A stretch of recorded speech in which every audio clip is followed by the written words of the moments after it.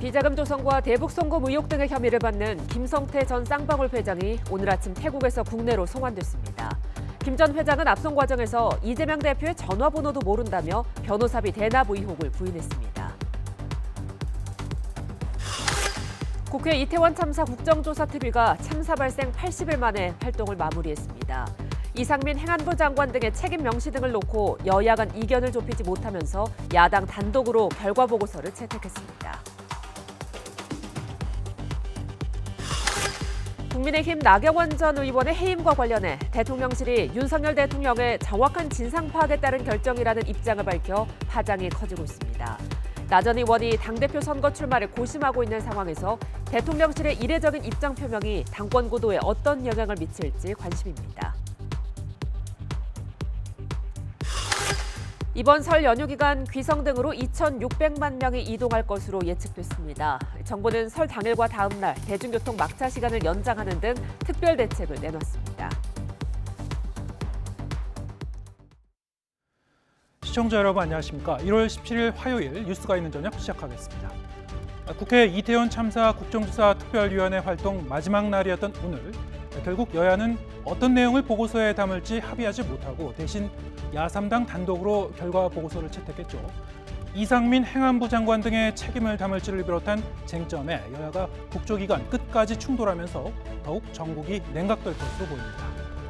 여당 당권 경쟁을 둘러싸고는 나경원 전 의원과 대통령실 친윤계 의원 간의 공방이 오늘도 이어졌고 김성태 쌍방울그룹 전 회장이 오늘 국내로 들어오면서 이재명 민주당 대표 변호사비 대납 의혹 등의 수사에 어떤 변수가 될지도 관심입니다.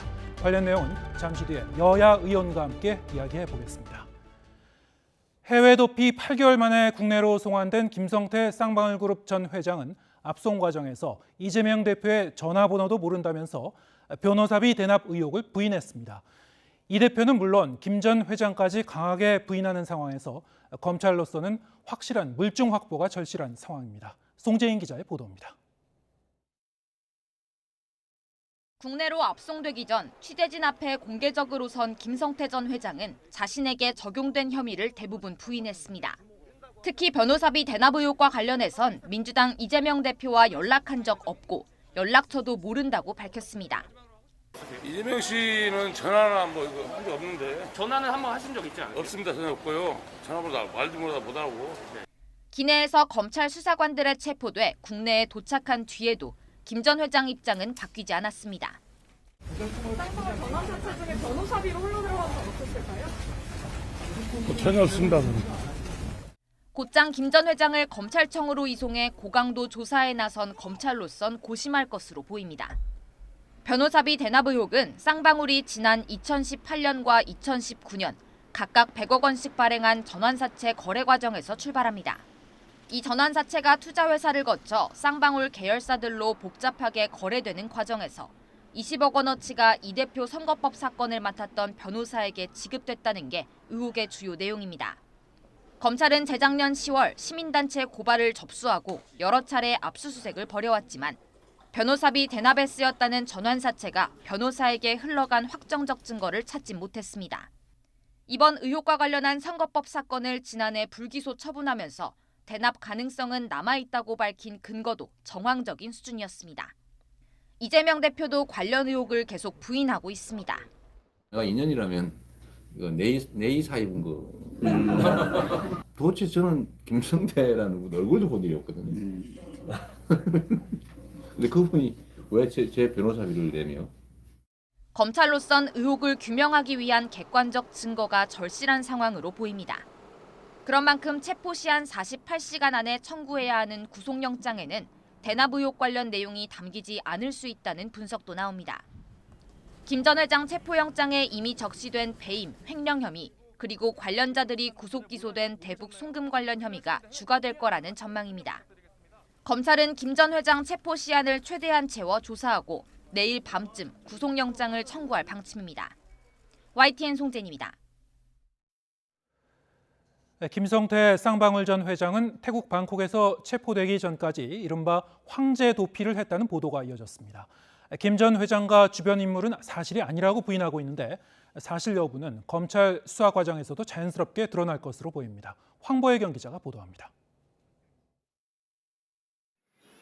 푸른 잔디 위에서 평화롭게 골프를 치는 사람들. 김성태 쌍방울 전 회장이 붙잡힌 태국 빠툼타니의 골프장입니다. 한국인 관광객들도 즐겨 찾는 곳입니다. 김 전 회장은 이곳에서 양선길 현 회장과 함께 체포됐습니다. 이후 김 전 회장이 태국 현지에서 호화로운 생활을 즐겼다는 이른바 황제 도피 의혹 보도가 나왔습니다. 가라오케에서 성대한 생일 파티를 열었다거나 수억 원대 도박을 하고 유흥업소 종사자를 자신의 도피처로 불렀다는 내용입니다. 김 전 회장의 도피 생활을 도운 거로 알려진 태국 전 한인 회장은 YTN과의 인터뷰에서 사실과 다르다고 반박했습니다. 생일 파티 했다는데 술집도 한번 가봐라. 그 술집이 한국 술집 조그마한 거 노래방 같은 거다. 진짜 딴식에 들어가는 골프장입니다. 근데 그걸 호화 골프장이라고 얘기하고. 김 전 회장도 압송 과정에서 비슷한 취지로 말했습니다. 김치 먹고 뭐 생선 좀 먹었는데 그걸 황제도피라 하고 근데 황제 도피냐 아니냐를 당장 확인할 수는 없지만 의심스러운 대목은 있습니다. 여권이 무효화되고 인터폴 수배까지 받았는데 한국 사람들이 많이 찾는 골프장을 찾은 이유가 그렇습니다. 호화 생활을 했건 평범한 생활을 했건 방콕 한인사회에서 주요 뉴스 당사자인 김 전 회장 관련 소문이 안 났을 리가 없습니다. 다만 수사 과정에서 초호화 생활을 한 거로 속속 드러난다면 수사와 별개로 여론의 시선도 그리 곱지 않을 거로 보입니다. YTN 황보혜경입니다. 이재명 더불어민주당 대표에게 출석을 요구한 검찰 대장동 수사팀이 애초에 알려진 오는 27일 외에도 이 대표 측에 복수의 날짜를 제시한 것으로 파악됐습니다. 크게 특혜, 배임, 지분 약속 세 갈래로 방대한 조사가 필요해서 하루 만에 이 대표 조사를 끝내긴 어렵다고 보고 있습니다. 나혜인 기자의 보도입니다. 검찰은 대장동 위례신도시 특혜 사건의 정점인 이재명 대표 조사에 최소 이틀이 필요하다고 보고 있습니다. 이에 따라 설 연휴 이후인 27일부터 다음 달 초 사이 여러 날짜를 이 대표 측에 주고 출석할 날을 고르라고 한 것으로 전해졌습니다. 검찰 관계자는 아직 이 대표 측 반응이 없어 구체적인 소환 일정을 말할 수 없다면서 기본적으로 확인해야 할 의혹이 적지 않다고 밝혔습니다. 핵심은 이 대표가 성남시장 시절 두 개발 사업에서 민간업자들이 받은 특혜를 알고 있었는지입니다. 검찰은 이 대표 소환을 앞두고 애초 배임 중심이었던 이번 사건의 골격을 공무상 비밀 이용이 핵심인 이해충돌 방지법 위반 혐의로 다시 정리했습니다. 민간업자들이 성남시 공무원들과 오랜 기간 유착해 내부 정보와 부당이득을 공유했다고 보고 본질은 공공과 민간의 짬짬이 지방자치 권력의 사유화라고 규정했습니다. 그러면서 대장동 일당의 공소장 곳곳엔 최종 결재권자인 이 대표의 승인 없이 이런 사업이 진행될 수 없었다는 점을 강조했습니다. 검찰은 지금까지 대장동 일당이 나눠 먹은 부당이득을 7,800억 원, 위례신도시에선 210억 원대로 추산하고 있습니다. 이 대표는 단군 이래 최대 공익 환수 사업이라고 주장하지만 최소 651억 원으로 계산된 배임 액수 역시 커질 것으로 보입니다. 성남시의 손해뿐만 아니라 이 대표 측근들이 약속받았다는 대장동 지분을 이 대표가 알았는지도 규명해야 할 대목입니다. 검찰은 이 대표 소환 통보 다음 날 정진상 전 정무조정실장과 유동규 전 본부장, 박정호 전 성남시 부시장 등 핵심 관계자들을 잇따라 다시 불러 조사했습니다. 이 대표 조사를 앞두고 막바지 준비에 나선 것으로 보입니다. YTN 나혜인입니다. 더불어민주당 이재명 대표의 변호사비 대납 의혹 관련 핵심 인물로 꼽히는 김성태 전 쌍방울그룹 회장이 국내로 송환되자 민주당은 짜맞추기 수사라며 이 대표와의 연관성을 부인하는 데 주력했습니다. 반면에 국민의힘은 불법 리스크가 시작됐다며 이 대표를 겨냥한 총공세에 나섰습니다. 박기현 기자의 보도입니다. 민주당 이재명 대표는 국내로 송환된 김성태 전 쌍방울그룹 회장 관련 질문에 침묵을 이어갔습니다. 김성태 회장이 지금 이 시점에 귀국하는 이유가 뭐라고 생각하십니까? 대신에 당 차원에서 적극적으로 방어에 나섰습니다. 특히 김 전 회장 송환으로 이 대표의 변호사비 대납 의혹이 주목받자 연관성을 부인하면서 검찰이 관심법으로 하는 짜맞추기 수사, 정치 수사 쇼라고 비판했습니다. 이번 설 밥상에 윤석열 정권의 치부와 실정이 올라올까봐 전전긍긍하며 야당 대표 망신주기를 넘어 악마화에 여념없는 모습입니다. 또 윤석열 정부 검찰이 내 편에는 덮어주기로 일관하고 있다면서 김건희 여사가 연루된 주가 조작 의혹 사건 특검 추진을 공식화하며 역공을 폈습니다.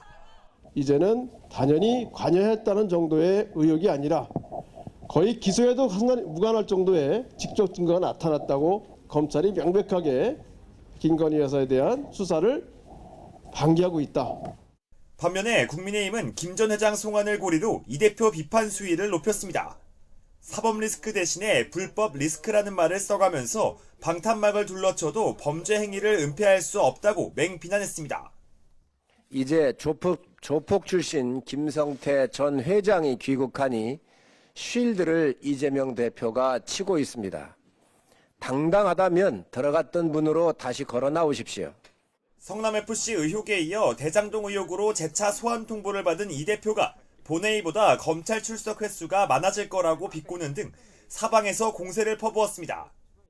이재명 대표는 일개 지역 토착 비리 혐의자일 뿐인데 썩은 내가 진동하는 지역 토착 비리는 나라의 적폐이자 불의입니다. 두 번째 소환 통보 그리고 김성태 전 회장의 송환으로 이재명 대표 관련 검찰 수사가 빠르게 몰아치면서 여야의 대치 국면도 더 가팔라지고 있습니다. YTN 박견입니다. 국민의힘 당권 도전을 저울질하는 나경원 전 의원이 본인 해임은 윤석열 대통령의 본의가 아니며 전달 과정에 왜곡이 있었다고 주장했습니다. 이에 대해 대통령실 김대기 비서실장은 이례적으로 입장문을 내고 윤 대통령은 정확한 진상 파악에 따라 해임했다고 반박했는데요. 나 전 의원을 둘러싼 갈등이 돌고 돌아 다시 대통령실로 넘어온 형국입니다. 조은지 기자입니다. 죽었다 깨어나도 반윤은 안 될 거라며 연일 윤심에 호소하는 나경원 전 의원이 SNS에 올린 글입니다. 저출산 고령사회위원회 부위원장과 기후환경 대사직에서 해임된 건 대통령 본의가 아니라고 생각한다. 그 결정을 내리기까지 전달 과정에 왜곡이 있었다고 본다고 썼습니다. 또 대통령을 애워싸서 눈과 귀를 가리는 여당 지도부는 결국 대통령과 그 지지 세력을 서로 멀어지게 할 거라고 강조했습니다. 자신에 대한 해임 배경에 대통령실 참모나 윤핵관들의 왜곡이 개입됐다는 취지로 읽힙니다. 채 6시간도 지나지 않아 김대기 대통령 비서실장 명의의 4줄짜리 입장문이 나왔습니다. 윤 대통령은 공적 의사결정에서 실체적 진실을 가장 중요하게 여긴다며 나경원 전 의원의 해임은 대통령의 정확한 진상 파악에 따른 결정이라고 일축했습니다. 대통령이 나 전 의원의 그간 처신을 어떻게 생각할지는 본인이 잘 알 것이라는 강도 높은 비판도 덧붙였습니다. 대통령 순방 기간 비서실장이 여당 중진 정치인에게 공개 경고장을 날린 건데 내용이나 시점 면에서 모두 윤 대통령과 참모들의 강한 불쾌감을 반영했다는 평가입니다. 실제 대통령실 핵심 관계자들은 YTN에 나 전 의원은 윤 대통령을 인사 리더십에서 객관적 판단도 못하는 무능력자로 매도했고 참모를 향해 대통령 눈과 귀를 막았다고 공격했다며 대응하지 않을 수 없었다고 지적했습니다. 공개 반박 직후 기자들과 만난 나 전 의원은 굳은 표정으로 말을 아꼈습니다. 대통령이 결정한 거다 이렇게 말씀하고 계시는데 그거에 대해서 어떻게 드릴 말씀이 없습니다. 대통령실은 300억 달러 투자 유치 등 순방 성과가 가려질 수 있다는 점을 우려하면서도 이른바 나경원 사태에 확실히 마침표를 찍어야 한다는 인식이 강합니다. 하지만 국민의힘 당대표를 뽑는 전당대회를 앞두고 대통령실의 당무 개입 논란은 당분간 계속될 것으로 보입니다. YTN 조은지입니다. 대통령실이 나경원 전 의원을 거세게 비난하면서 이번 전당대회에서 윤석열 대통령의 의중, 이른바 윤심이 어디에 있는지 다시 한번 확인됐다는 해석이 많습니다. 친윤 김기현 의원은 물론 국민의힘 초선 의원도 나 전 의원 비판에 가세했는데요. 대통령실의 이례적인 입장 표명이 당권 구도에 어떤 영향을 미칠지 관심입니다. 권남기 기자입니다. 친윤 당권 주자로 꼽히는 김기현 의원은 중원 공략을 위해 방문한 충청에서 나경원 전 의원을 겨냥해 한껏 날을 세웠습니다. 자신의 정치적 이익을 위해 대통령의 해임 결정을 왜곡하고 있다고 직격한 겁니다. 대통령의 해임 결정을 자신의 정치적 이익을 위해서 왜곡 해석한다면 온당한 태도가 아니라고 봅니다. 당의 자산에서 분열의 씨앗으로 변하지 않게 되기를 진심으로 바랍니다. 대통령실의 비판에 발맞춰 당내 친윤 초선 그룹도 뛰어들었습니다. 초선 의원 40여 명은 성명을 내고 대통령을 무능한 리더라고 모욕한 건 묵과할 수 없는 위선이며 대한민국에서 추방되어야 할 정치적 사기행위라고 강조했습니다. 윤 대통령이 방문했던 대구 동화사를 찾은 나 전 의원은 당장 반응을 내지는 않았습니다. 하지만 당권 도전에 나설 경우 전략 수정이 불가피해졌다는 분석이 나옵니다. 대통령실이 자신을 작심 비판한 마당에 친윤계의 공세에는 적극 반박하면서도 윤 대통령과의 거리는 좁히려던 기존 입장을 유지하긴 어려워졌다는 겁니다. 그렇다고 비윤으로 돌아설 수도 없는 나 전 의원은 전당대회 출마 여부를 확정할 때까진 윤석열 정부 성공을 거듭 강조할 것으로 보입니다. 내년 총선 승리는 바로 윤석열 정부의 성공을 담보하는 것이고 가장 중요한 당대표의 덕목은 무언이 해도 결국 국민의 뜻을 대통령께 잘 전달하는. 친윤계와 나경원 전 의원의 갈등을 주시하고 있는 안철수 의원은 오세훈 서울시장을 만나는 등 수도권 당심 공략에 집중했습니다. 이번 선거에서 가장 중요한 것은 수도권이다. 수도권의 민심을 제대로 잘 파악하고 수도권에서 선거를 치러본 경험이 있는 사람만이 이번에 수도권에서 이길 수 있다. 대통령실이 이례적으로 잠재적 당권 후보를 공개 비판하면서 집권 여당의 당권 구도도 크게 출렁이는 가운데 전당대회 판세는 더욱 경랑 속으로 빠지게 됐습니다. YTN 권남기입니다. 아랍에미리트의 적은 이란이라는 윤석열 대통령의 발언에 대해 이란 정부가 외교적으로 부적절하며 심각하게 지켜보고 있다고 밝혔습니다. 논란이 확산되자 정부는 서둘러 진화에 나섰습니다. 신현준 기자입니다. 아랍에미리트 순방 도중 현지에 주둔 중인 우리 아크 부대를 찾은 윤석열 대통령. 부대 장병들을 격려하면서 한 말이 논란이 됐습니다. 그리고 이 형제국의 안보는 바로 우리의 안보입니다. UAE의 적은 가장 위협적인 국가는 이란이고 우리의 적은 북한입니다. 이에 대해 이란 외무부는 불편한 지색을 감추지 못하며 한국 정부의 설명을 기다린다고 밝혔습니다. 윤 대통령의 발언이 UAE를 포함한 페르시아만 연안 국가들과 이란의 역사적 우호적 관계 그리고 최근 급속히 진행되는 긍정적인 발전을 모르고 있다는 점을 보여준다고 주장했습니다. 좋은 관계는 아니지만 6년 만에 다시 대사를 보내서 작년 8월부터는 다시 대사급 얘기를 하고 있거든요. 우리의 주적이 이란이다 이런 말을 할 만한 상황도 아니고. 논란이 확산하자 정부는 서둘러 진화에 나섰습니다. 대통령실은 이번 발언이 현재 한국과 이란 양자 관계와는 무관하고 우리 장병들을 격려하기 위한 취지였다고 해명했습니다. 외교부도 불필요하게 해석되는 일이 없기를 바란다고 거듭 강조한 뒤 이란과는 1962년 수교 이후 오랜 우호 협력 관계를 이어왔으며 지속적 관계 발전에 대한 정부의 의지는 변함없이 확고하다고 덧붙였습니다. 서울과 테헤란 양측의 외교 채널을 통해서 이란 측에 우리 입장을 명확하게 설명했습니다. 이란도 우리의 발언의 취지를 잘 알고 있을 것으로 생각하고 있습니다. 윤 대통령의 이번 발언은 외교적 발언이 아닌 장병들을 격려하는 자리에서 나왔지만 다른 나라의 민감한 외교 관계를 어떤 형태로든 대통령이 직접 언급한 건 부적절했다는 지적도 일고 있습니다. 정부의 설명에 이란 정부가 어떤 입장을 내놓을지 주목됩니다. YTN 신현주입니다.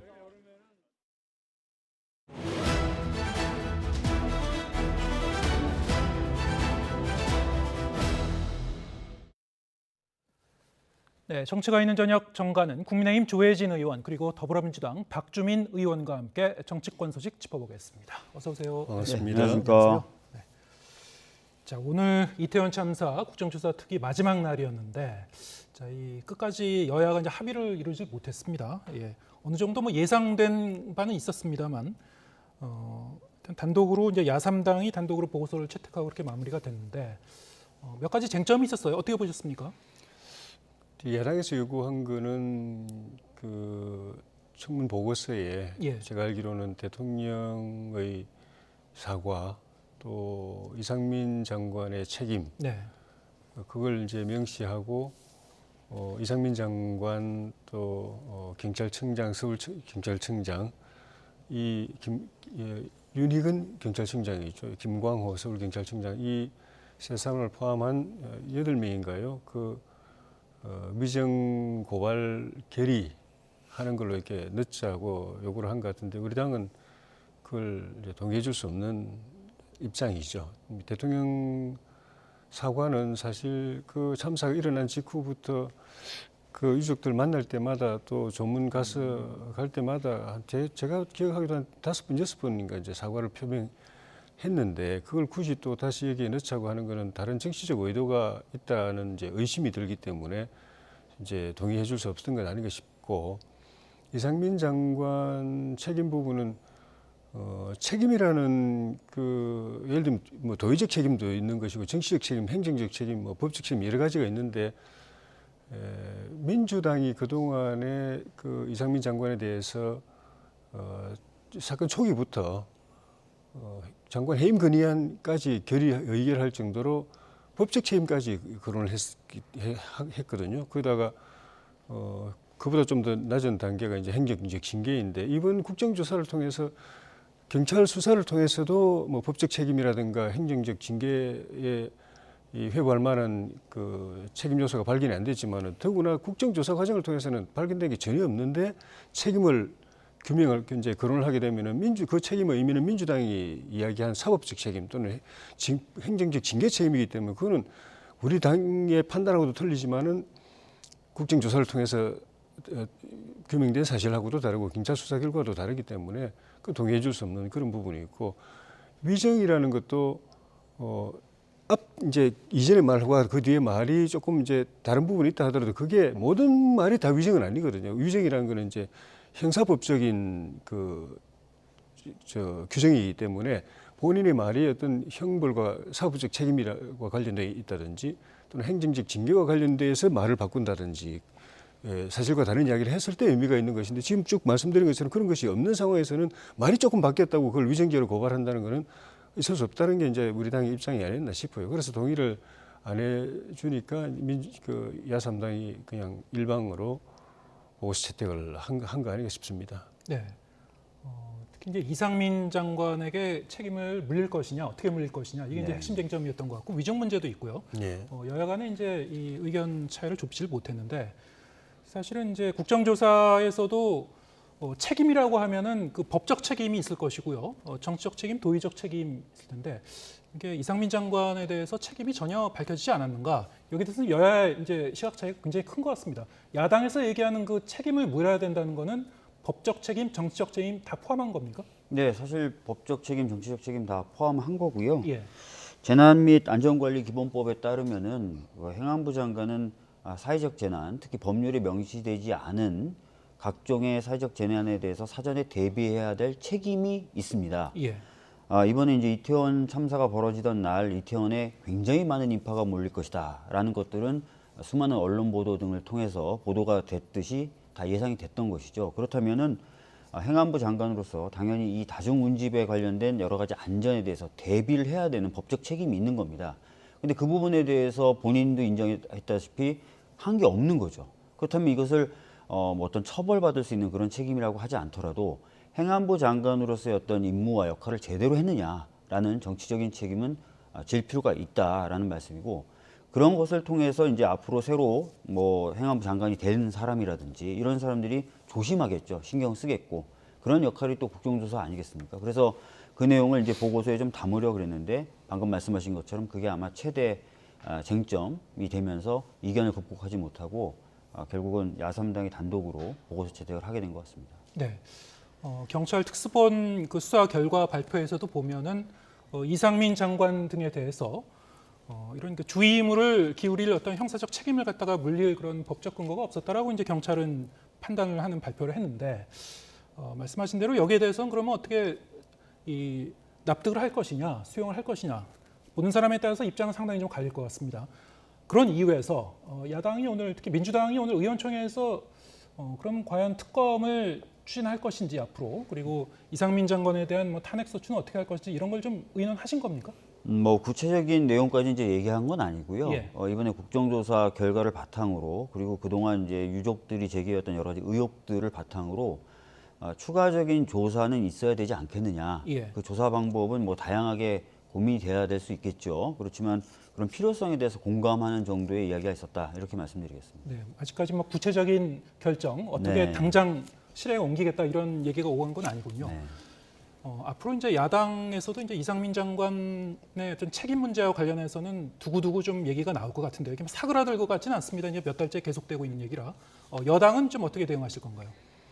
처음부터 제가 말씀드렸지만은 뭐 행정 책임, 뭐 법적 책임, 정치적 책임, 뭐 도의적 책임 어떤 책임이든지 간에 진상 규명이 먼저 되고 예. 사실관계가 먼저 확인이 되고 거기에서 그 사람이 어떤 잘못을 저질렀는지에 따라서 법적으로 지금 법적 책임질 사람들 나오고 있지 않습니까? 뭐 기소, 구속 다 나오고 있듯이 그다음에 이제 징계, 행정 징계 당할 사람이 나올 수 있고 또 정치적 도의적으로 또 사과하고 또는 뭐 자기가 또 그에 걸맞는 또 책임을 져야 될 사람이 나올 수도 있는데 처음부터 진상 규명에 들어가기도 전에 경찰 수사가 시작되는 초입에 벌써부터 그 법적 책임까지 거론하면서 그 해임 건의안까지 의결하는 거기에서부터가 저는 이 일이 꼬인다고 봤거든요. 예. 설령 그런 생각이 들더라도 정치적으로 그렇게 판단이 되더라도 그건 기다려야죠. 그 결과를 보고 그 결과에 따라서 진짜 법적인 책임이 있네 하면 하는 것이고 네. 징계를 해야 된다고 하면 하는 것이고 그런 것인데 처음 프레임 딱 정해놓고 하니까 결과가 경찰 수사가 결과가 그거하고 안 맞으면 경찰 수사가 부실이다. 국정조사에서 새로운 그에 걸맞는 사실 못 밝혀내면 그다음 또 특검해야 된다. 이런 식으로 몰아가는 이런 행태 자체가 정말 이 진상규명이라든가 문제 해결이라든가 그 돌아가신 분들이나 유족들의 그런 아픔이라든가 이걸 해결하는 데 전혀 안 되고 도움 안 되고 정치적으로는 계속 정쟁의 반복이고 또 다른 면에서는 또 국가 예산의 낭비, 인력 낭비, 시간 낭비 이런 일이 반복되기 때문에 이번에 일단은 이제 검찰이 수사를 서부지검에서 수사를 시작한 거 보면은 경찰이 보는 관점하고 좀 검찰에서 다른 각도로 보고서 이제 수사 추가 또는 보강이 필요하다고 생각해서 그렇게 움직이는 것 같긴 한데 어쨌든 뭐 특검이든 뭐든 새로운 절차를 이야기하려면은 기존 절차가 왜 잘못됐는가, 왜 문제가 있었는가. 국정조사 한다고 했는데 국정조사하면 저는 분명히 진상규명에 도움 안 된다. 새로운 거 나올 거 없다. 국정조사를 통해서는 새로운 거 나올 거 없다. 경찰 수사 반도 못 따라간다고 이야기했는데도 억지로 해가지고 결국 뭐 새롭게 경찰 수사 이상으로 새롭게 밝혀낸 거 없지 않습니까? 그러면 그걸 반성해야죠. 무조건 하자고 이야기할 게 아니고 특검을 요구한다면 특검을 하면 반드시 나올 그 가능성, 근거를 가지고 해야 국가 예산을 들 필요가 있는 것이지. 특검해도 또 똑같다. 그럼 또 다른 것도 하자. 그렇게 무한 반복해온 게 세월호도 그런 측면에서 보면은 오랜 세월 동안 수천억을 들여가지고 9차례, 10차례 조사를 했는데 진상은 규명 안 됐다. 여전히 의혹이 남았다. 이러고 있지 않습니까? 그걸 또 여기서 또 반복하면 안 되죠. 예. 뭐 저는 그 생각에 좀 동의하기 어려운데요. 우선 아까 처음부터 프레임을 짰다. 뭐 대표적으로 이상민 장관에 대한 해임 건의를 보면 그걸 알 수 있다. 이렇게 말씀하셨는데 사실 해임 건의가 진행된 이후에는 여러 가지 다른 말씀하신 것과 다른 내용이 있죠. 예를 들어서 경찰이 수사를 진행하면서 작년 12월 정도에 이제 중간 수사 결과를 발표하겠다 했는데 굉장히 수사가 지지부진했습니다. 그 이유 중에 하나로 지목된 게 경찰에 대한 인사권을 갖고 있는 이상민 장관. 그 사람이 이제 어떻게 보면 이 참사의 원인을 제공했을 것이다 또는 책임이 있을 것이다라고 지목되고 있는데 행안부 장관의 자리에 계속 있으면서 수사가 제대로 안 되는 것 아니냐라는 의혹제가 있었고 또 이제 국정조사가 준비 기간을 거치면서 수많은 자료 요구에 대해서 정부가 제대로 응하지 않고 이런 모습들이 있었던 거예요. 그래서 이대로는 예정되어 있는 국정조사가 제대로 진행되지 않을 것이고 경찰의 수사도 제대로 진행되지 않을 것이다라는 판단 하에 이제 해임 건의를 하게 된 거죠. 뒤로 좀 물러나 있으라고 저희들이 얘기한 겁니다. 뭐 그런 다른 사실이 있다는 말씀드리겠고요. 그 다음에 이제 국정조사에 관련돼서도 지금 조혜진 의원님 아무 성과가 없다라고 얘기하셨는데 사실 이번에 이제 국정조사에 대해서 성과라는 것이 진짜 없었는가? 저는 그렇지 않다고 생각합니다. 뭐 지자체라든지 또는 행안부를 비롯한 정부의 포괄적인 책임이 어느 정도는 이제 규명이 된 것으로 보여지고요. 그리고 사회적으로도 진상규명이 좀 필요하다라는 여론이 굉장히 강해졌어요. 특히 유가족분들이 청문회는 아니지만 공청회에 나오셔서 본인들이 겪고 있는 또 본인들이 바라본 참사에 대해서 얘기하시면서 여론이 많이 환기가 됐거든요. 그런 성과들이 있기 때문에 아무 성과도 없는 국정조사다 이렇게 얘기하시면 국정조사를 요구했던 유가족들뿐만 아니라 국정조사를 해왔던 여야 모든 의원들에게 약간 좀 실례되는 말씀이 될 수도 있다라는 말씀 드리겠습니다. 네. 경찰 특수본의 수사는 끝났고 국조도 이렇게 마무리가 됐습니다만 과연 진상규명과 재발방지 이 책을 마련하는데 이게 과연 충분했는가? 여기에 대해서 좀 더 이제 토론이 필요할 것 같고 후속적인 어떤 사회적 논의가 좀 계속 현재 진행형으로 이루어질 어떤 그런 공간도 좀 필요하지 않은가? 유족들은 이제 그런 것을 좀 요구를 하고 있고요. 야당도 그런 입장이신 것 같은데 앞으로 이제 사회적 공론화가 어떻게 좀 진행될지 좀 더 지켜봐야 될 것 같습니다. 좀 주제를 바꿔보겠습니다. 오늘 김성태 전 쌍방울그룹 회장 마침내 귀국을 했습니다. 이재명 민주당 대표의 이른바 변호사비 대납 의혹과 관련된 여러 가지 이제 관련 의혹을 풀 그 열쇠를 쥐고 있는 사람으로 지금 검찰은 보고 있기 때문에요. 앞으로 이제 강도 높은 이제 수사가 진행될 걸로 보이는데, 자 이게 송환되기 전부터 이재명 대표는 일면식도 없다. 김성태 전 회장도 전화번호도 모른다라고 이제 얘기를 하고 있었고 검찰은 강하게 의심을 하고 있는 상황이고요.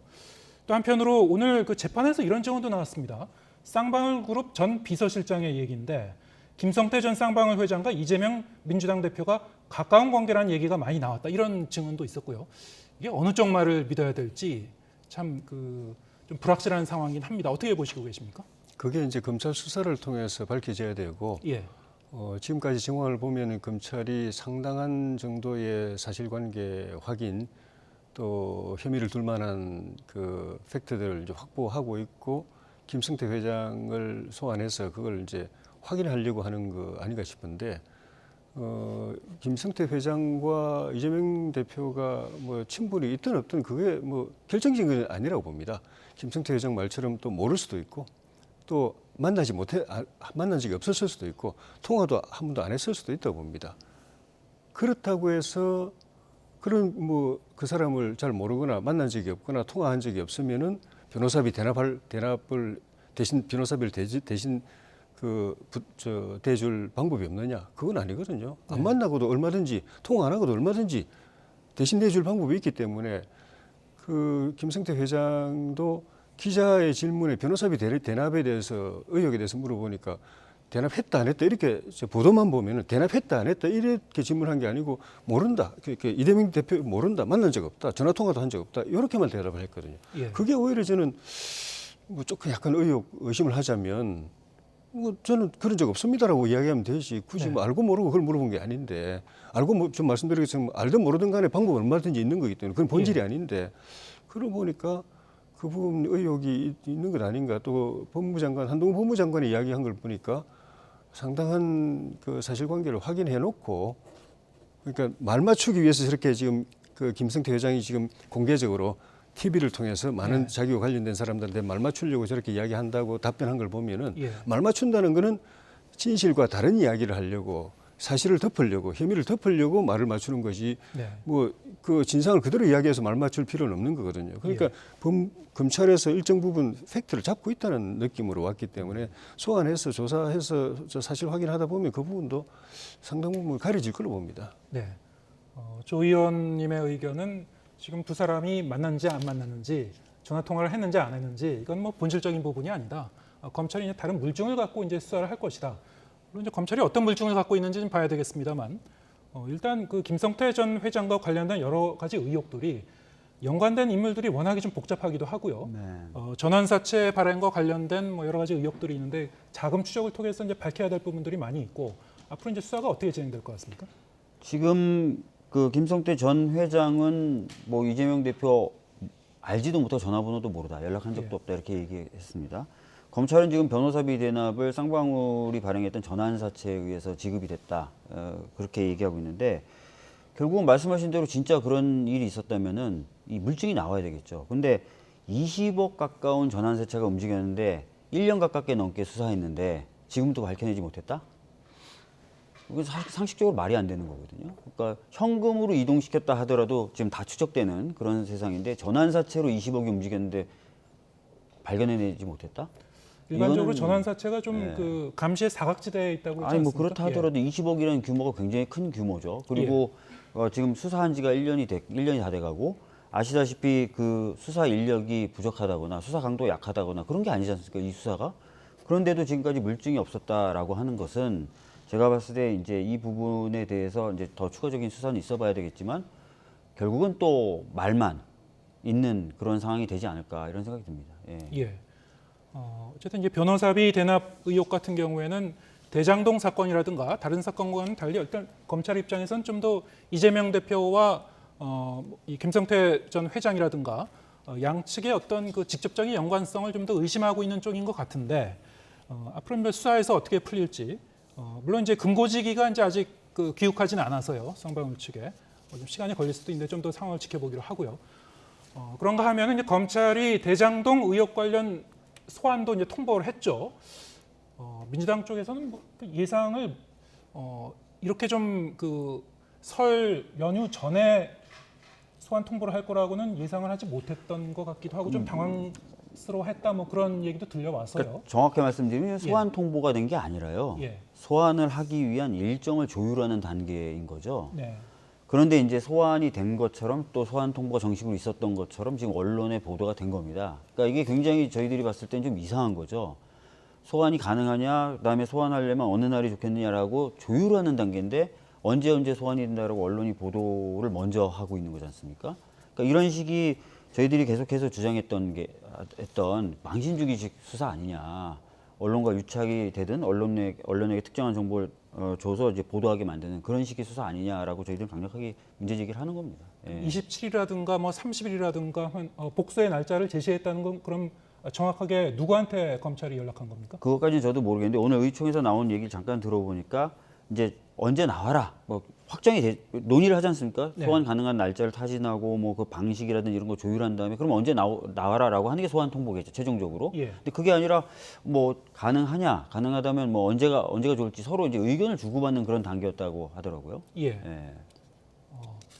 글쎄요 이제 이재명 대표가 응할지. 그럼 뭐 어떤 방식으로 응할지 저번에 성남 FC 의혹과 관련해서 검찰에 출석할 때 비슷한 방식으로 이제 응할지 뭐 좀 지켜봐야 될 것 같습니다만 어떻게 전망하고 계신지요? 소환 통보는 갔다고 봐야죠. 나와서 조사받으셔야 됩니다.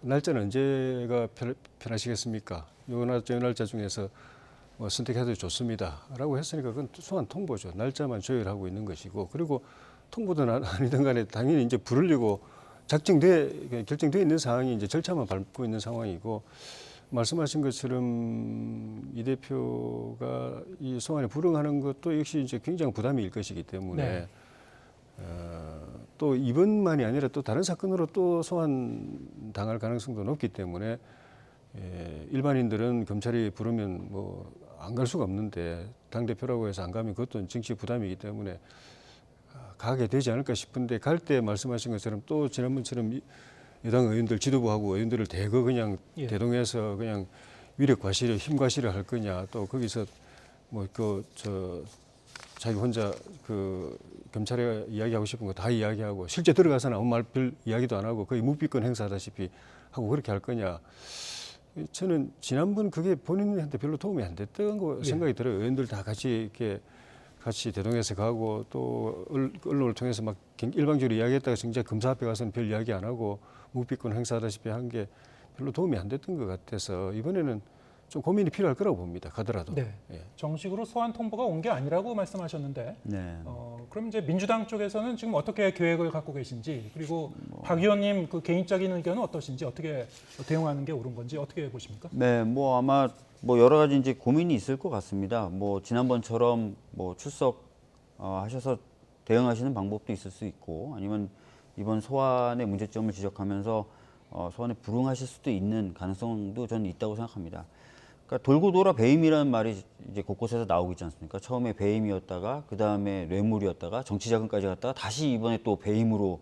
그러니까 검찰이 이제 계속 수사는 하고 있지만 뭔가 확실한 물증이나 또 확실한 어떤 진술을 확보하지 못하는 상황에서 수사가 계속 맴돌고 있고, 근데 장시간 이제 시간을 끄는 것 자체가 이제 본인들이 오히려 좀 코너로 몰릴 수 있으니까 이제 소환 시도를 하는 것처럼 전 보여진다고 생각합니다. 보이는데 이 부분에 대해서는 그래서 좀 폭넓게 좀 고민하는 것이 좀 필요하다고 생각하고요. 물론 뭐 제가 여기서 뭐 이렇게 하는 게 좋겠다, 저렇게 하는 게 좋겠다라고 말씀드리기 조금 애매한 부분이 있어서 그 부분은 뭐 아마 지도부에서 잘 판단하지 않을까 싶습니다. 예, 알겠습니다. 좀 시간이 한 4, 5분 정도 남은 것 같은데요. 국민의힘 상황 짚어보겠습니다. 나경원 전 의원과 대통령실 그리고 친윤계 의원들 간의 당권 경쟁 등과 관련한 여러 가지 갈등, 연칠 사이에 지금 계속 격화가 되고 있는데 오늘도 이런저런 일이 있었죠. 나경원 전 의원이 페이북에 자신의 이제 부위원장에 대한 그 해임 결정은 대통령의 본의가 아니라고 생각한다라고 올리니까 김대기 대통령 비서실장이 여기에 대해서 이제 반박하는 그런 입장을 발표했습니다.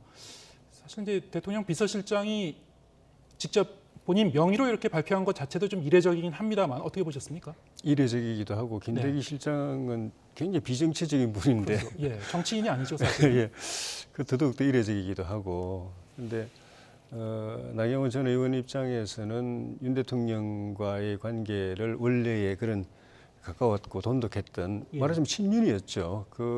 뭐 이런 표현 저는 별로 안 좋아하지만 하여튼 그런 관계로 다시 회복하고 싶은 취지로 페이스북에 그런 글을 올렸는지 모르겠지만은 대통령이 어떤 결정을 할 때 그렇게 뭐 주변 사람들한테 보고 잘못 받고 왜곡 전달돼서 하는 경우가 많지는 않거든요.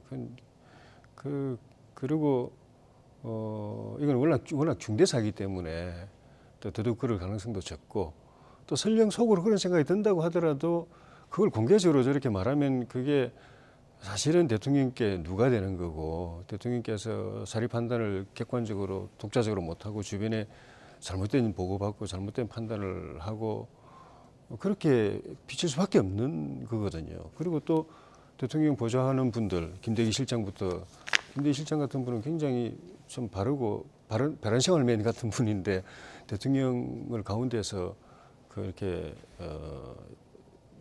전달하는데 뭐 왜곡한다든가 눈과 귀를 가리는 존재처럼 이제 그렇게 언급을 하면은 김대기 실장 본인 명예를 위해서도 또 그냥 있기가 어려운. 그래서 저거는 제가 나경원 전 의원의 그 심정은 이해는 가지만 안 올린 것만 못하다는 생각이 들어서 좀 안타까운 생각이 듭니다. 네.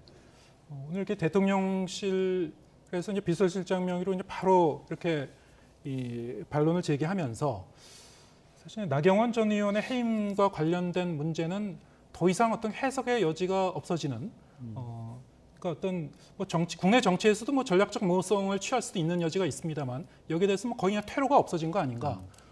나경원 전 의원의 고민도 좀 더 이제 깊어질 수밖에 없는 그런 상황이긴 한데 국민의힘 상황이니까 한 가지만 더 여쭤보겠습니다. 그러면 지금 그간의 이제 상황을 보면은 장제원 의원과 나경원 전 의원 간의 이런 좀 가시돋친 그런 설전도 있었고 이게 과연 그 외부에는 갈등과 분열의 이제 양상으로 비춰지지 않을까? 이게 과연 그 바람직한 것까? 뭐 이런 문제 제기도 있는 것 같습니다. 어떻게 보고 계신지요? 바람직하지 않죠. 네. 그리고 갈등 분열을 비치는 게 맞고 지금 현실이 그렇고 사실 우리 당이 아니라 정부가 여소야대 상황에서 굉장히 내년 총선까지는 굉장히 어렵게 국정을 이끌어가기 때문에 의석을 당장 바꿀 수는 없어서 국정의 그 추진력, 동력을 얻으려면 국민의 지지가 따라야 되거든요. 예. 그러면은 여러 가지 방법이 있지만 그중에 하나가 당정, 대통령실과 우리 당원들이 정말 혼연일체가 돼가지고 국정에 매진하는 모습, 화합하고 통합돼서 쭉 가는 모습을 보여줘야 되는데 그 지금 모습은 전당대회 당권을 두고서 당 안팎에서 벌어지고 있는 모습들이 갈등, 균열, 대립, 분열 이런 모습이어서 국민들도 좀 걱정하시는 것 같고 특히 우리 당원들께서 많이 걱정하시는 것 같아요. 그래서 앞으로 전당대회가 한 달 보름 가까이 남았기 때문에 지금부터라도 빨리 모든 관계된 사람들이 후보든 후보를 돕는 사람들이든 또는 뭐 평당원이든 간에 정말 전당대회가 그 정부의 국정의 성공에 도움이 되게 하려면은 서로 화합하고 통합한 가운데 선의의 경쟁을, 보기 좋은 경쟁을 해야 된다라고 하는 부분을 저 원점에서 돌아가서 다시 출발해야 될 것 같아요. 예, 알겠습니다. 오늘 대담의 시간 관계상 여기서 좀 마무리해야 될 것 같은데요. 어쨌든 이제 나경원 전 의원이 거의 마음을 굳혀가는 그런 중이라고 얘기했기 때문에 조만간 어떤 그 결정이 나오지 않을까 좀 기다려 보겠습니다. 국민의힘 조혜진 의원 그리고 더불어민주당 박주민 의원과 함께했습니다. 고맙습니다. 네, 고맙습니다.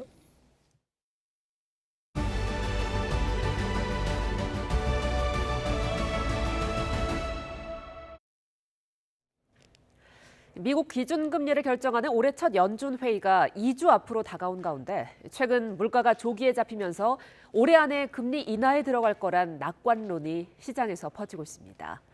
하지만 인플레이션을 과소평가했다간 큰 코 다칠 수 있다며 신중론을 펴는 목소리도 만만치 않습니다. 워싱턴 권준기 특파원입니다. 마틴 루서킹 주니어 기념일을 맞아 연설에 나선 바이든 대통령은 취임 이후 지난 2년간 성과를 나열하며 경제 회복을 부각했습니다. We have the most vibrant economy in the world right now. In the world. We're doing better than any other major nation in the world today. 실제로 지난해 6월 9.1%까지 치솟았던 소비자 물가 지수는 12월 6.5%까지 가라앉으며 인플레이션 정점론에 무게를 실었습니다.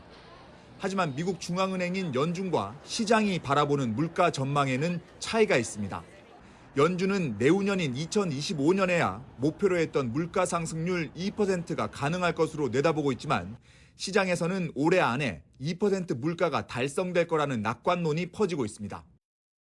We think inflation ends the year actually with a 2% handle, and we think that by the end of the year that the Fed will actually be cutting interest rates. 아직 물가를 잡으려면 갈 길이 멀다며 올해 금리 인상을 예상보다 더 높고 길게 이어갈 거라는 제롬 파월 의장의 말도 시장은 고지고대로 듣지 않았습니다. 2주 뒤 올해 첫 연준 회의에서 0.25%포인트로 베이비 스텝을 밟은 뒤 올해 안에 금리 인하로 정책 전환이 이루어질 거란 기대감이 퍼지고 있습니다. 이 때문에 지난주 내내 뉴욕 증시가 상승세를 이어가고 FTX 사태 이후 침울하던 가상화폐 시장까지 덩달아 뛰었습니다. 상황이 이러다 보니 인플레이션을 과소평가해선 안 된다는 경고가 잇따라 나오고 있습니다. 비즈니스 인사이더는 인플레이션은 화산처럼 올랐다 깃털처럼 내려온다며 지금부터 물가가 더 천천히 내려갈 가능성이 클 것으로 전망했습니다. 블룸버그도 시장이 또다시 인플레이션을 과소평가하고 있다며 금리가 인하될 거란 전망은 손님 끌기용 쇼일 뿐이라고 낙관론을 경계했습니다. 워싱턴에서 YTN 권윤기입니다. 제로 코로나 정책에 발목이 잡힌 중국 경제. 지난해 성장률이 3%에 그쳐 원래 목표치의 반토막 수준이었습니다. 61년 만에 인구도 감소했는데 저조한 출생률에 더해 코로나19 대유행과 함께 작년 사망자 수는 27만 명이나 늘었습니다. 베이징 강정규 특파원입니다. 2022년 5.5% 경제 성장 목표를 내세웠던 중국. 统筹疫情防控和经济社会发展，十四五实现良好开局。 그러나 전파력 강한 오미크론이 상륙하면서 상하이를 비롯한 전국 각지에 봉쇄가 잇따랐습니다.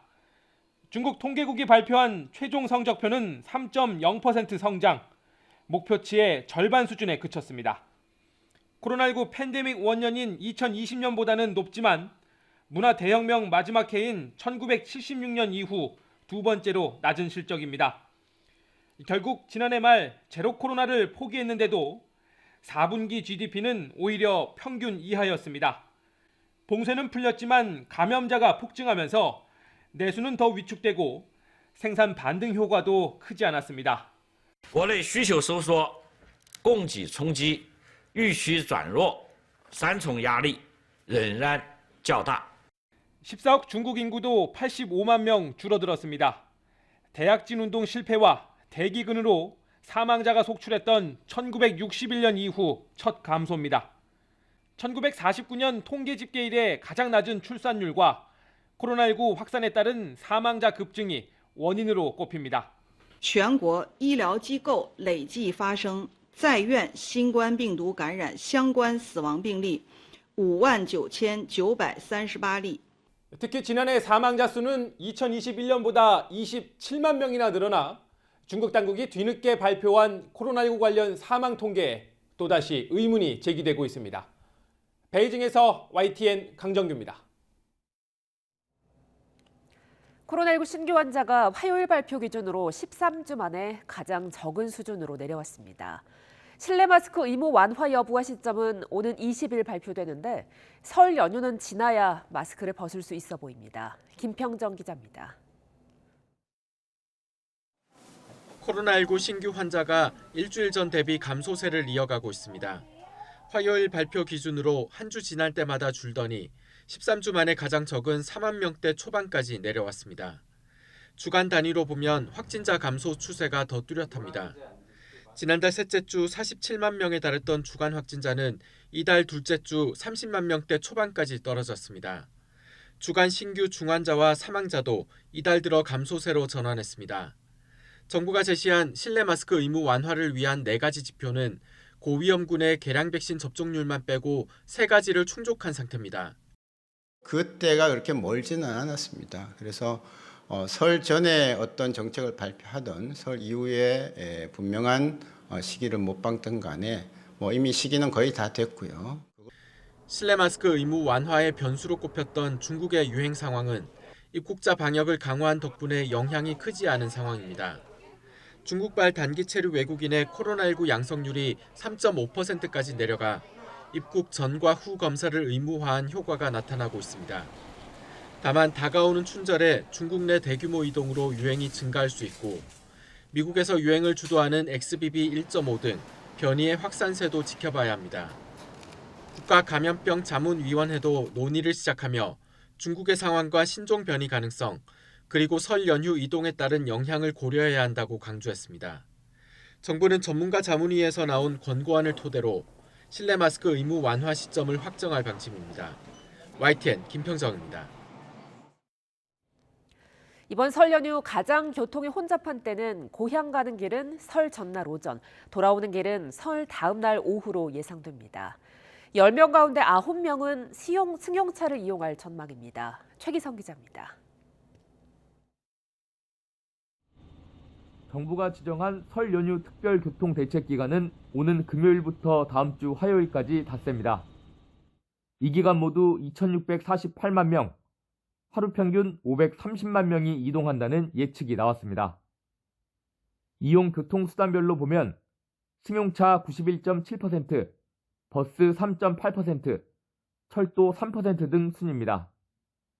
승용차 기준 추정 최대 소요 시간은 고향 가는 길이 서울에서 광주 7시간 40분, 서울에서 부산 8시간 40분, 돌아오는 길은 부산에서 서울 8시간 15분, 광주에서 서울 6시간 35분입니다. 귀성길은 설 전날 오전 10시에서 11시, 귀경길은 설 다음 날과 그 다음 날 오후 2시에서 3시를 선호한다는 조사 결과도 나왔습니다. 특히 기송은 설 전날 오전에, 기경은 설 다음 날 오후에 집중될 것으로 예상되며 특히 기성, 기경 및 여행객이 동시에 몰리는 설날과 설 다음 날이 교통 혼잡이 심할 것으로 전망됩니다. 지난해 추석과 마찬가지로 고속도로 통행료는 나흘 동안 면제됩니다. 평소 운영하는 고속도로 갓길차로 외에 추가로 승용차 전용 임시 갓길차로도 운영할 방침입니다. 경부고속도로와 영동고속도로 일부 구간에선 20일부터 24일까지 버스 전용 차로제를 평소보다 4시간 연장합니다. 심야 시간 철도나 버스를 이용해 귀경하는 수도권 시민 편의를 위해 설 당일과 다음 날 대중교통 막차 시간을 연장합니다. 고속버스 운행 횟수와 철도와 항공기 공급 좌석 등도 늘어납니다. 고속도로 주요 휴게소 6곳에는 PCR 검사를 받을 수 있는 임시 선별검사소를 설치합니다. 교통량이 몰리는 전국 19개 지점에는 감시 카메라를 탑재한 드론 50대와 암행 순찰차가 법규 위반 행위 단속에 나섭니다. 최근 발생한 경기 구리 포천 고속도로 추돌 사고와 유사한 상황을 막기 위해 결빙 취약 시간에 순찰을 강화하고 제설제를 미리 뿌릴 예정입니다. YTN 최기성입니다. 온라인에서 화제가 된 소식을 전해드리는 오늘 세 컷. 전해드린 것처럼 이번 설에도 많은 분들이 승용차를 이용해서 고향을 방문할 예정인데요. 특히 우회전 신호등을 잘 지키셔야겠습니다.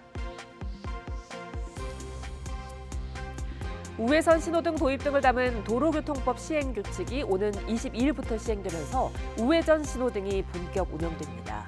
이에 따라 우회전 신호등이 설치된 곳에서는 녹색 화살표 신호에만 우회전할 수 있게 됩니다. 또 우회전 신호등이 설치되지 않은 곳에서도 적색 신호일 때 반드시 일시정지한 뒤에 우회전해야 합니다. 경찰은 3개월 동안 계도 기간을 거친 뒤 단속 여부를 최종 결정할 방침입니다. 이번 설 연휴에 역귀성 하는 분도 많으실 텐데요. 서울에서 온 가족이 모였다면 고궁 나들이는 어떠신가요? 경복궁을 비롯한 4대 궁과 종묘, 조선왕릉이 설 연휴에도 쉬는 날 없이 무료로 문을 엽니다. 문화재청은 경복궁과 창덕궁, 덕수궁, 창경궁 등 4대 궁과 종묘, 조선왕릉, 세종대왕 유적 등 22곳을 휴무일 없이 개방한다고 밝혔습니다. 창덕궁 후원을 제외하면 모두 무료로 관람할 수 있는데요. 평소 예약제로 운영되던 종묘도 이번 설 연휴에는 자유롭게 둘러볼 수 있습니다. 연휴 기간 특별한 행사도 마련됐습니다. 특히 경복궁에서는 불행을 막고 행운이 깃들기를 바라는 그림, 세화 나눔 행사도 열린다고 하니 참고하시면 좋겠습니다. 지난해 훼손이나 오염으로 폐기 처리된 화폐는 얼마나 될까요? 무려 4억 장이 넘고 액면가는 2조 6천억 원에 달합니다. 한국은행이 밝힌 지난해 폐기한 손상 화폐는 정확히 모두 4억 1,268만 장이고요. 액면가로는 2조 6,414억 원 규모라고 합니다. 지난 2021년보다 915만 장, 2.3% 증가한 건데요. 지난해 금리 상승 등의 영향으로 은행권 예금이 증가했고 이로 인해 화폐 환수가 늘어난 거로 추정됩니다. 그렇다면 화재 등으로 돈이 훼손돼 사용할 수 없다면 교환이 될까요? 남아있는 크기가 4분의 3 이상이면 액면 금액 전액을 교환할 수 있고 5분의 2 이상, 4분의 3 미만이면 금액의 반으로만 교환해 줍니다. 5분의 2 미만이면 교환할 수 없다고 합니다. 지금까지 오늘 세 컷이었습니다.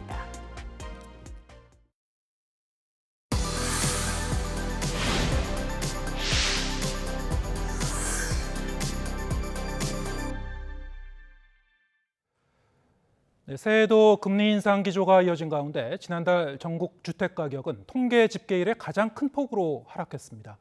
현재 부동산 시장 상황은 어떤지 김인만 부동산 경제연구소장과 함께 이야기 나눠보겠습니다. 어서 오세요. 안녕하세요. 네. 자, 지난달 전국의 주택 가격이 19년 만에 가장 큰 폭으로 떨어졌다고요. 이게 19년이라는 게 2003년 이 통계치 부동산 통계치를 이제 이 적기 시작하기 그 이후로 가장 큰 폭의 하락. 사실 이게 좀 저희가 여러 가지 측면에서 봐야 되겠습니다만 일단 지난 13 부동산 규제 완화 이거는 이제 반영되지 않은 그런 기록이긴 합니다만 예, 지금 상황이 어떤 겁니까?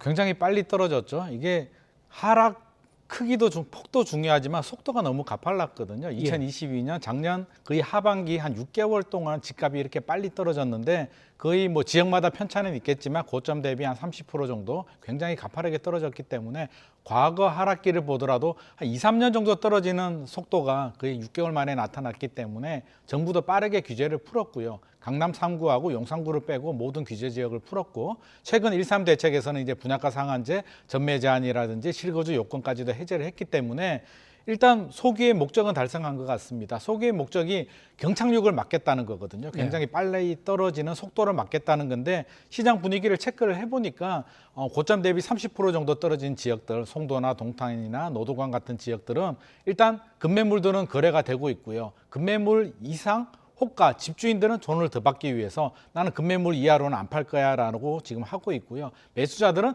급매물 가격 아니면 살 생각이 없기 때문에 지금은 하락을 멈춘 상태에서 줄다리기를 하고 있는 상황입니다. 네, 최근에 부동산 규제를 확 푼 이후에 일단 경착륙을 어느 정도 그 막는 데는 좀 성공한 것 같다, 정부가. 네. 문제는 이제 시장에서 물론 이것도 이제 지역마다 좀 그 편차가 있겠습니다만 현재 가격이 과연 주택 매매를 할 만한 가격인지 아직도 비싼지 아니면 이 정도면 많이 떨어졌는지 어떻게 이제 판단하느냐가 이제 관건인 것 같은데 사실 뭐 서로 다른 그런 측면이 있지 않습니까? 많이 떨어졌을 때는 그만큼 그동안 많이 올랐기 때문에 떨어진 측면도 있을 거고요.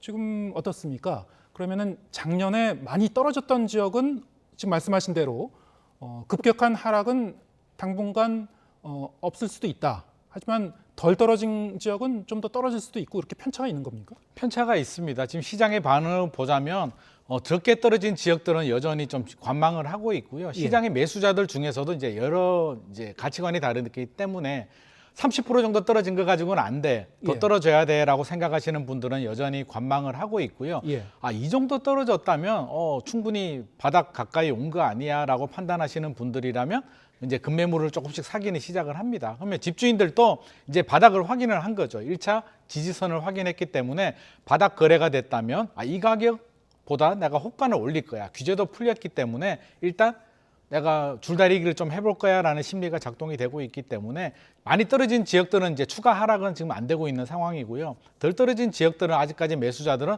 이 정도 가격 가지고는 도저히 안 돼라고 생각을 하고 있기 때문에 거래가 안 되고 있는 상황입니다. 애초에 그 30%라는 선은 어떻게 산출이 된 겁니까? 30%는 이제 우리 과거 사례를 보더라도요. 과거 2010년에서 2012년도 서울 집값이 많이 떨어졌는데 그때가 한 3년에 걸쳐서 30% 정도 가격이 떨어졌었거든요. 그래서 시장에서 학습 효과가 있기 때문에 그 정도 가격이 떨어지게 된다면 여기서 더 떨어지더라도 많이는 떨어지지 않겠다라는 그런 보상 심리가 작동이 되면서 그 정도 급매물들은 지금 소화가 되고 있는 상황입니다.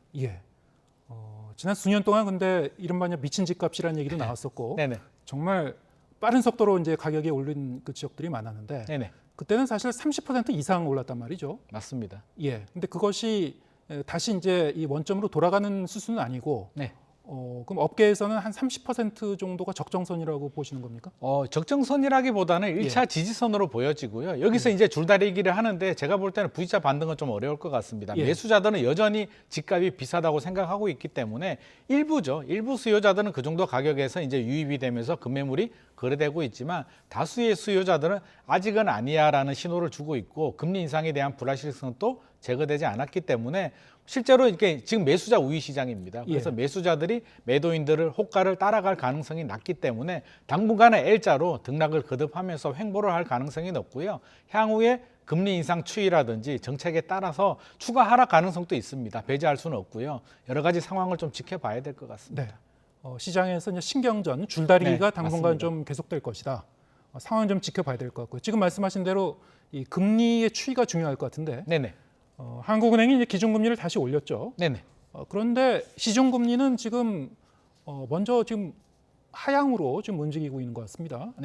주택담보대출금리, 전세자금대출금리 0.05%포인트 정도 떨어졌다고 하던데 시중금리가 이렇게 먼저 좀 내려가는 그런 듯한 움직임, 이거 어떻게 해석해야 됩니까? 일단 기준금리는 올랐습니다. 0.25%포인트 올라가지고 3.5가 됐는데요. 사실 그동안에 기준금리 오른 거에 비해서 대출이자가 금리가 훨씬 더 많이 올랐거든요. 그러다 보니까 예금과 대출금리의 차이가 굉장히 크다 보니까 불만의 목소리들이 많았고요. 최근에 은행에서 뭐 돈잔치다, 성과급 잔치다 이런 비판의 목소리들이 있기 때문에 은행에서 좀 낮춘 것 같습니다. 그리고 주택담보대출 기준이 되는 코픽스 금리도 내렸기 때문에 당분간은 대출금리가 조금 내려가는 상황을 보이기 때문에 시장에서는 좀 안도의 한숨을 쉬고 있는 상황이고요. 현재는 좀 더 떨어질 것이다. 대출금리가 더 떨어지고요. 금리 인상도 이제 거의 마지막 단계라고 판단하는 분들이 많기 때문에 당분간에 이렇게 대출금리 하락 속도가 조금 더 이어질 수도 있을 것 같습니다.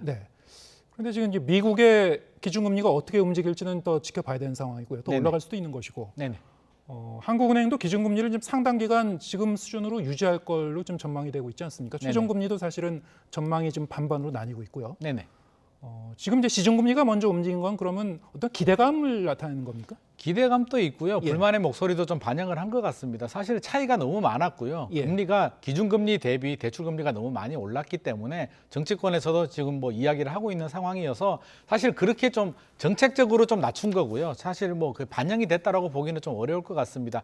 제가 제일 걱정되는 게 사실 미국이 기준금리가 뭐 어떻게 파월 의장하고 시장의 목소리가 지금 다르고 있거든요. 예. 몇 프로까지 올라갈지 모르는 상황인데 한국은행 금통위원 6명 중에 반반이 갈립니다. 3.5%다. 3.75까지 올라간다라고 갈려지는데 문제는 미국이 생각보다 더 빨리 더 많이 또 올린다면 한국은행 또 선택의 카드가 없거든요. 더 예. 올라갈 가능성도 있기 때문에 저는 섣부른 낙관론은 좀 주의가 필요하다라는 생각입니다. 예, 속단할 수는 없는 것이고 맞습니다. 일단 미국 기준금리가 어떻게 움직일지는 이제 아무도 모르는 거니까 그렇습니다. 여러 가지 가능성을 열어두고 봐야 될 것 같습니다. 자, 이 부동산 규제 완화가 예상보다 이제 큰 폭으로 이렇게 이루어지면서 자, 이렇게 되면은 이미 부동산 규제에 대해서는 정부가 쓸만한 규제 완화책은 거의 다 쓴 게 아니냐 이런 얘기도 있었습니다만 네네. 어떻게 보십니까? 이제 일각에서는 그럼에도 불구하고 또 추가 규제 완화가 있을지 더 나아가서 이거는 좀 부담이 클 것 같기도 한데요. 정부 입장에서 마지막 안전핀이라고 할 수 있는 그 강남 3구에 대해서도 뭐 투기적 해제할지 뭐 여러 가지 이제 기대감 어린 그 전망이 나오는 것 같습니다. 어떻게 보십니까? 정부의 규제 완화는 집값 하락 속도에 달려 있거든요. 예. 정부가 가파르게 이제 규제를 풀어넣은 이유는 집값이 빠르게 떨어졌기 때문이고요. 사실 남은 카드가 많지 않습니다. 국토부 입장에서도요. 남은 카드는 이제 강남 3구, 용산구 규제 지역이 남았고요. 토지거래 허가 구역이 남았고 DSR 카드 정도 남아 있는데 이렇게 규제를 빨리 풀었음에도 불구하고 집값이 빠르게 떨어지면 아마 국토부도 굉장히 좀 곤혹스러운 상황에 빠질 수도 있는데 예. 지금 다행이라면 하락 속도가 굉장히 좀 완만해지고 있기 때문에 당분간은 추가 규제보다는 좀 더 관망을 할 가능성이 높고요. 혹시라도 금리가 다시 올라서 집값이 네. 빠르게 떨어진다면 강남 규제 지역 해제 카드도 만지작 그릴 수는 있는데 그 전에 먼저 토지거래가부터 풀 수 있을 것 같습니다. 예. 토지거래가가 1년 단위로 이제 갱신을 하는데 4월, 6월 달에 이제 강남, 여의도, 목동 지역들이 대거 몰려 있거든요. 토지거래가로 이게 규제 지역으로 지정이 되면 실거주자가 아니면 집을 살 수가 없습니다. 전세 끼고 살 수가 없기 때문에 뭐 담보대출도 많이 받아야 되고요. 굉장히 자금 출처도 좀 어렵기 때문에 시장에서는 토지거래가를 풀어달라는 목소리들이 굉장히 많은데 집값 하락 속도에 따라서 여기서 하락이 멈추면 안 풀어줄 것 같고요. 예. 하락이 좀 된다면 토지거래가는 풀어줄 가능성이 있고 강남 규제 지역은 마지막까지 좀 지켜보면서 줄다리기를 좀 할 것 같습니다. 예. 사실 이번에 이제 부동산 시장의 이제 규제 완화의 이 폭과 범위가 상당히 컸기 때문에 네네. 일각에서는 나중에 이제 시장 상황이 달라졌을 경우에 네. 정부가 이걸 어떻게 감당할 것이냐 뭐 이런 걱정도 상당히 있는 것 같습니다. 네네. 그런 맥락에서는 사실 말씀하신 대로 이 강남 3구의 이 투기적 해제는 마지막 순간까지 좀 맞습니다. 고민하겠지만은 네. 여기 대한 상당히 좀 그 전망이 엇갈리는 것 같고요. 예. 네. 만약에 강남 3구를 풀었는데도 집값이 떨어지게 되면 굉장히 곤혹스럽거든요. 이제 남은 카드라고 한다면 DSR 규제를 풀어줘야 되고요. 마지막에 5년간 양도세 면제, 그 특례 카드가 남아 있는데 DSR을 풀어주게 된다면 가계부채에도 영향을 주기 때문에 정부 입장에서는 마지막까지 가장 조심스러운 카드가 될 수밖에 없고요. 예. 그렇게 본다면 강남 3구와 용산구는 마지막까지 저는 지켜보면서 아마 지금 하락 속도라면 이렇게 잠시 멈추고 있는데 지금 속도라면 아마 상반기 중에는 쉽게 풀어주지는 않을 것 같습니다. 예, 알겠습니다. 지금 이 규제 완화를 했었던 그 배경에 네네. 사실 이제 이 둔촌주공 국내 최대 재건축 사업장이라고 하죠. 네.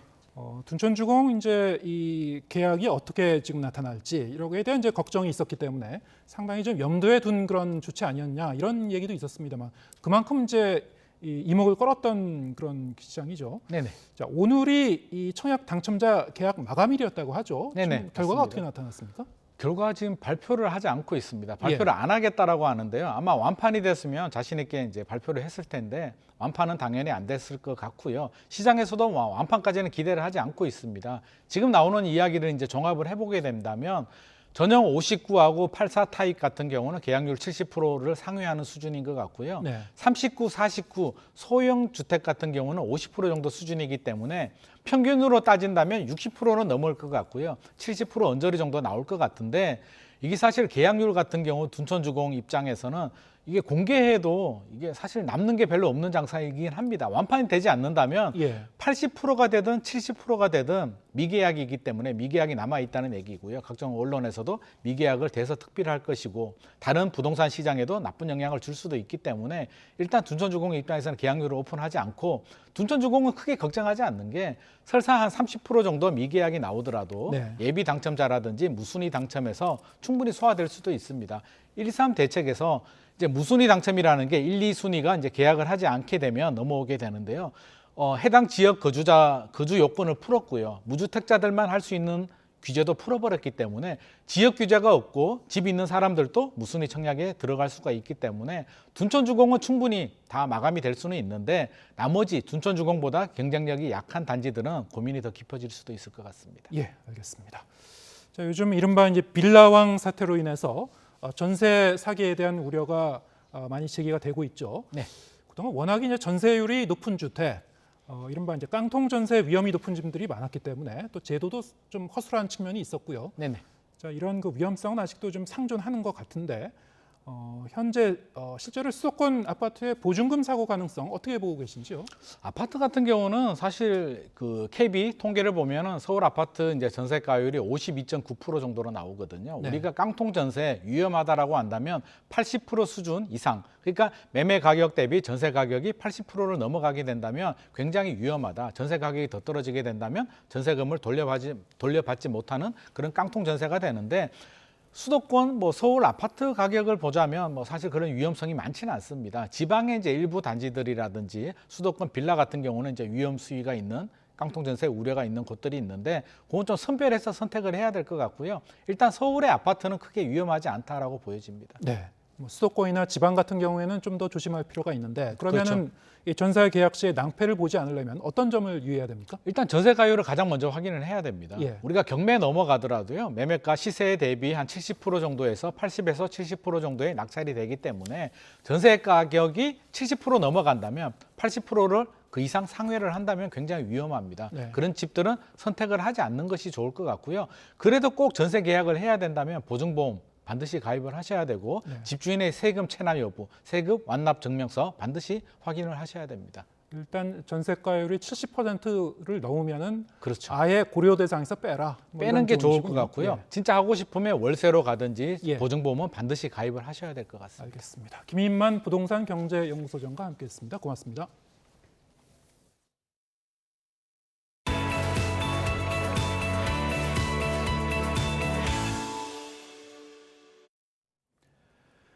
대법원 판결에도 국내 최대 대중제 골프장인 스카이 72 골프장 부지를 인천국제공항공사에 돌려주지 않은 기존 운영사를 상대로 법원이 강제 집행에 나서면서 충돌이 빚어졌습니다. 분말 소화기가 뿌려지고 욕설과 고성이 난무한 가운데 6탄전까지 벌어지면서 부상자도 발생했습니다. 강성옥 기자가 보도합니다. 최저기온이 영하 7도를 기록한 이른 아침, 인천지방법원 집행관실이 강제 집행을 시작하겠다고 말하면서 충돌이 시작됐습니다. 집행관실은 법원 역사상 최대 규모인 600여 명을 동원해 골프장 진입을 시도했습니다.